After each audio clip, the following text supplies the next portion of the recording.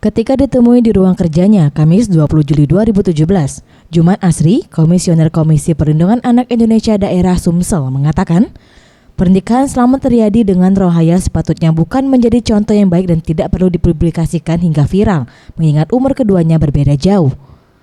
Menurutnya pernikahan ini bisa terjadi karena beberapa faktor, seperti kurangnya pendidikan dan juga sosialisasi pada remaja. Pihaknya berharap kepada pemerintah untuk lebih perhatian, terutama di dunia pendidikan, agar wawasan para remaja dapat lebih luas. Riyadi yang baru berusia 16 tahun ini seharusnya masih berada di bangku sekolah, dan berdasarkan peraturan, di usia 16 tahun laki-laki belum memenuhi persyaratan untuk menikah. Itu juga sebenarnya faktor. Ya, kalau kita lihat daripada struktur apa yang terjadi di lapangan, itu faktor daripada pendidikan anak.